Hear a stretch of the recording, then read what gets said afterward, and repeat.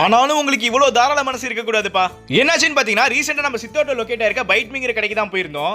இந்த கடையோட exact location பாத்தீங்கன்னா நம்ம சித்தோடு நாடு ரோட்ல சைனீஸ் கார்னர் இருக்கு இல்லையா, அந்த கடைக்கு வெளியவே இந்த கடையை போட்டிருக்காங்க.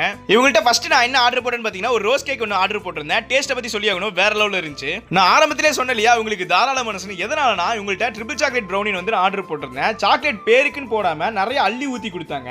நெக்ஸ்ட் இவங்கள்ட்ட என்ன ஆர்டர் போட்டேன்னு பாத்தீங்கன்னா வேஃபிள் தான் ஆர்டர் போட்டிருந்தேன். இவங்கள்ட்ட வேஃபிள் பாத்தீங்கன்னா 99 ரூபீஸ்ல இருந்து ஸ்டார்ட் ஆகுது. அதுக்கப்புறம் பாத்தீங்கன்னா மட்டில்டான்னு ஒரு கேக் இருந்துச்சு இவங்க மெனு கார்டுல. என்னதுன்னு பார்க்கலான்னு பார்த்தா அந்த கேக்கை தனியா எடுத்து வச்சு அதுலயும் சாக்லேட்டை நிறைய ஊத்தி கொடுக்குறாங்கப்பா.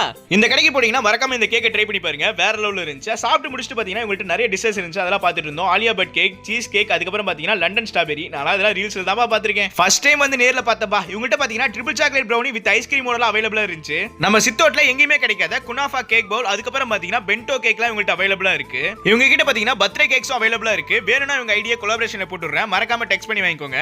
பாய்.